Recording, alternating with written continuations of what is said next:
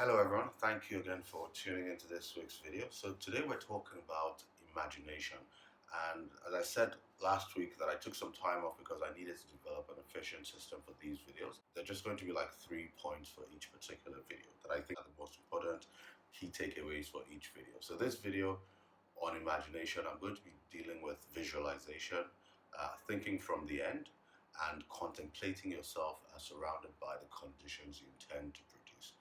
So the first point is visualization. So what you want to do is see your goal already accomplished as you're actively executing the task. So that gives you faith and hope and enthusiasm to go ahead and forge ahead and build an exact future the way you want to build it, right? The future isn't invented, right? It is purposefully planned and executed.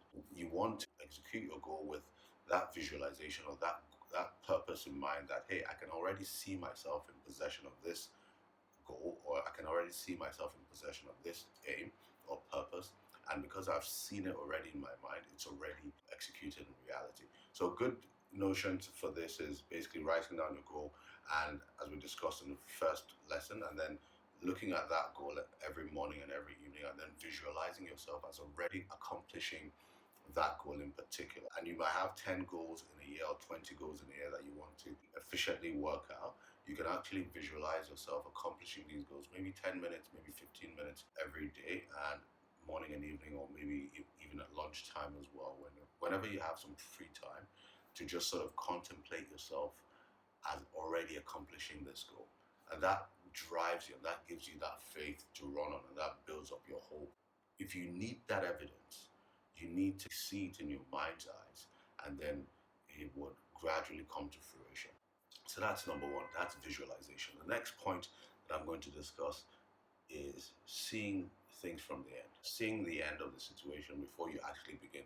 So when you start a plan, you want to see that the plan is already accomplished, or the goal is already accomplished, or that task has already been executed successfully by you, and you see yourself already executing it successfully, and that's what actually drives you to execute that plan or that goal or that task successfully. Now, if you don't see yourself, it's going to be harder because there's a lot of negative thoughts that come to your mind, right? Especially when you want to do something great, or when you want to accomplish something important. You feel a lot of negativity, especially towards yourself, like, oh, I can't do this, I'm too small, I'm too tired, I'm too weak, I'm not good looking enough, I'm not important enough. But if you actually take your time to visualize yourself as seeing that task as already accomplished, then that's what actually drives you towards accomplishing it.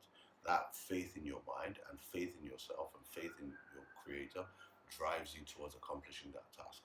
That's number two. Number three is contemplating yourself as surrounded by the conditions you intend to produce.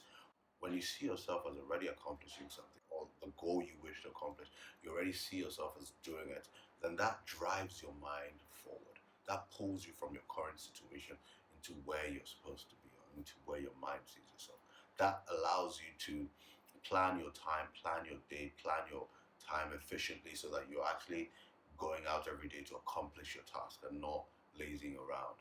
But if you don't see yourself, and if you don't contemplate yourself as surrounded by the conditions you intend to produce or you intend to manifest into your life, then you're going to allow a lot of negativity and a lot of false thoughts to cloud your mind, cloud your judgment, and keep you down and keep you depressed. Whereas if you had clear goals, and if you had clear thoughts, and if you had that clear visualization, you could actually have seen all of that accomplished. So that's it for this week. And next week, we're going to talk about enthusiasm and how to drive enthusiasm and how to be resilient, because enthusiasm helps you build resilience in whatever you're doing, and it helps you engage with other people successfully. So thank you again for taking the time, and I will see you next week.